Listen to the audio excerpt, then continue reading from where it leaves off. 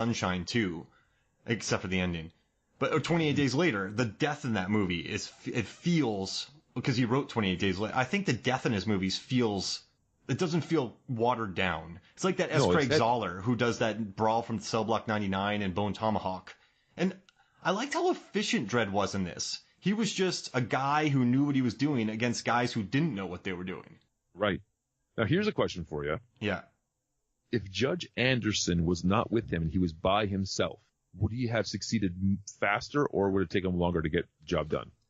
Well, didn't she save him once? She saved him once, but I'm saying I don't think his mind was completely free of her, whereas he was just on his own. I think even as that's a very good question.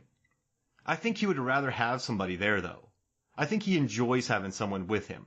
Because even when he could have made the decisions, he could have taken over. But he was still training her because he had done this all before. The ever-present teacher. He was the best Jedi I've ever seen with like a Padawan learner. So I think he would have rather I think he enjoyed it more teaching somebody. Okay. And I don't understand why Olivia Thirlby hasn't done more stuff. I thought she was really good in this movie. She was really good in this. Yeah, I liked her a lot. And also, Lena Headey stays busy, so I'm not going to make a comment on that. But Donald Gleason, his name is like Mama Tech, but he added so much nuance to that role.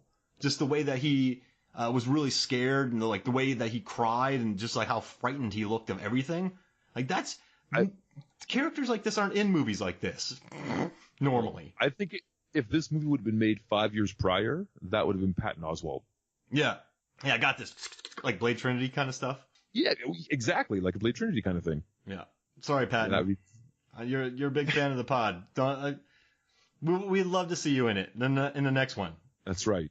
Or I want him to play that character in the Goldberg's ripoff of this, when the little Adam Goldberg makes his version of Judge Dredd. Oh, that'd be great. Is that a bit? Is that a bit? Well, he's always Patton Oswalt narrates that show. Yeah. And he narrates Adam Goldberg as an adult looking back, kind of like the Wonder Years. Oh, okay. Adam Goldberg always makes 80s movies, so with his friends he remakes them all, which is kind of adorable. Oh God, I didn't know that. But no, you didn't watch the Goldbergs? You need to watch the Goldbergs. I haven't watched it. Gotta watch the Goldbergs. It's pretty adorable. Someone else told me that too. There's just so much, man. I'm so behind on things. I can't do it. There's so much content. I don't have the bandwidth. I was trying to explain to some of my youth kids last week or 2 weeks ago about just how much content they have to digest. When we were kids, there was 4 or 5 channels, and 2 of those were news channels, and you just had to watch what was on, whether it was good or not. Yep, TGIF. That's right. There's a movie I want in this movie, though. There's a thing where Mama starts taking over, right? And they said 9 months later, she had taken over 20 stories of Peachtree. So in 9 months, she had to fight to get 20 stories of Peachtree, which is 200 stories. Not even the whole thing. That's crazy. Yeah. So you want the prequel Mama story? Yeah, almost sort of like a City of God-esque film. Yeah. Where they kind of work their way up. Well, they're working their way down. But 9 months. When they threw that out there, I said, you can't just say that and not give awesome... I want to see more of that. But I thought it was pretty cool that they didn't just say, 3 weeks later, Mama had control. No. 9 months later, she had a few floors. Right. No, that's incredible. So I think what I liked about this too is it's a much smaller scale than Judge Dredd 1995, where that was there's this clone going on. There's too much. There's cannibals. Yeah. And this was just we need to get to the top floor and get Mama. I sorry to interrupt you there. I was gonna message you this too. There's way too much story in Judge Dredd, and there just is not much story in Dredd, which is fine. But it's interesting how totally different they are. Now, I have a question. When you watch Dredd, do you think of The Raid? A little bit. I mean, this had to have been in production before The Raid, because I don't think they would just rip off ideas of it. A movie filmed in South Africa wouldn't be ripping off a movie being filmed in Indonesia. And I think there was an earnest love for Judge Dredd, the franchise, when they were making this movie. I think it was, you get this sense that Carl Urban is having the most fun in the world playing Judge Dredd. Oh yeah, he was working that chin out. He was working out that chin. But I don't think that. I like to think of my filmmakers that have good scruples, that they made the movie they wanted to make, and then if any coincidences, if any likenesses to other things, it was just by happenstance. And I also think they had to make the movie where they made it, because you can't tell a sprawling $50 million movie, and if you do, it's not going to look good. So they had to condense it into something like what they did. And if you think about it, dude, Alex Garland, I know, sorry to interrupt, Alex Garland, No. So he traps people, you have this wide open space, right? But then you trap people in a mansion. Sunshine, you are in a spaceship. Dredd, you are in a high-rise building. Ex Machina, you're in a house. Annihilation, you're inside a bubble. So he really likes to stick people in one place and just sort of keep them there. Well, I think what it does is it really grounds the watcher, you, that like, here's the limits of where you are. Yeah. And we're going up. That's it. Up. That's it. That's where you can get to, so you kind of know the terrain very well. It's like a comfortable playing of Goldeneye with your friends. You know the map well. Oh. Yeah, and yeah. That makes that. I mean, I think they handled that geography really well in Dredd. We're fawning all this movie, and I think it deserves it. I just have one question. 2 questions. What do you think about the motorcycles in Dredd? I'm glad they didn't fly. I was a little underwhelmed by them. I don't know how you drove them. I think that, yeah, they just seemed a little bit slight to me. And maybe because I was like waiting for like a really cool, big piece of machinery to be like, this is the Judge cycle. But in hindsight, I think it's better because I want the hero of this movie to be Judge Dredd. I don't want him to have like fancy stuff. I want him, the man, to be what wins this war. Oh, I like that. And then did you think the movie slowed down a little bit when the other judges came? Because it was just the same, oh, it's a meat grinder and this, that, and the other. And it took me away from Mama and him getting to the top.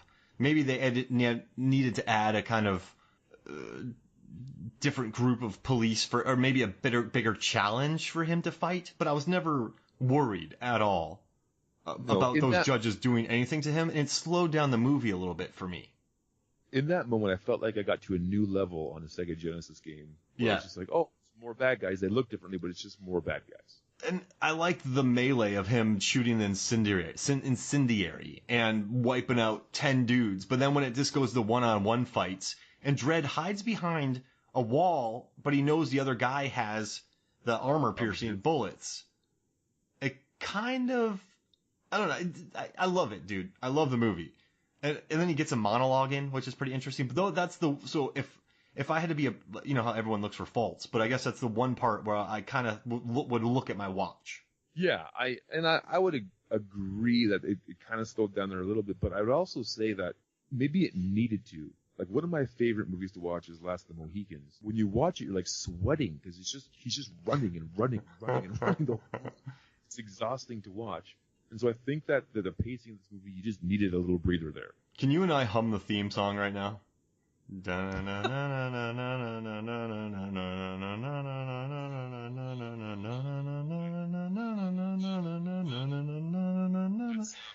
I would do the whole thing. That's going to be a ringtone. Yeah, I love... and so my brother and I went to Chimney Rock where that was filmed, that final battle, and I found where... oh, man. The actor who he ended up being killed by Wes Studi, and then the girl fell off the cliff. I found the part where he was hiding when the soldiers were walking, that he bopped him in the face, and we reenacted that scene. No one died, but we reenacted it. It's cool. Yeah, that was sweet. But no, I think and I also think it adds another world to it. So you have corrupt cops. So not only do you have corrupt cops, but you have only 6% of this happening. So I guess that would happen in this world. Yeah, no, 100%, because, it's corrupt cops are everywhere. Why wouldn't they be at Peachtree? Yeah, and getting paid because that dude's been on the street for 20 years. I almost don't blame him. When he said 20 years, I'm like, wow. There's no pension? Mega City. Do you have to take a long walk is the long walk thing in the comic? Not that I'm aware of. I'm not a huge Judge Dredd comic guy. Oh, okay. But I don't think the long walk is a thing. Seems like the worst thing ever. We'll Google it when we take a break because I don't want people yelling at me about that. But so I guess going back to Judge Dredd, the purpose of the long walk is to go out and fight crime. I just checked something out here, which is crazy. But speaking of Last of the Mohicans, the sequel, The Last of the Mohicans was the book. No, what? The Pathfinder. Well, it's the same name. It's a different story. Oh, that's way before. Never mind. It's way before, but I was just interested. I was like, the Pathfinder? That's like a sequel? And then I checked it out, and it was not this. It's not the urban movie, but do time traveling Vikings attack? Pathfinder. I didn't even know that existed. Yeah, there you go. I love it. Well, hey, how about this? Let's take a break. When we come back, we got a lot more Judge Dredd and Dredd to talk about. And then we also have to put together a Color Urban Super Team. We'll be right back. Hey guys, Mark here. So after coming back from break, we had a little bit of technical difficulties here with Adam's audio. I did my best to fix it, to make it sound as optimal as possible. Just know there's a lot of great stuff in here, but the audio does sound a bit off. I just want to give you a heads up so you're not super confused, but there's some good bits in here, so hopefully you enjoy.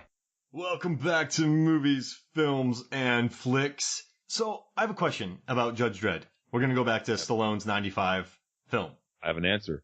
What? Okay, so Dredd became the perfect cop, correct? Yes. Now, Rico became the perfect criminal. Right. Because essentially it's twins. Yeah. But how does that work? Again, I think it's the same thing as twins. So everything good went to Arnold Schwarzenegger, and everything bad went to Danny DeVito. And I think that's the way clearly DNA works in 90s film.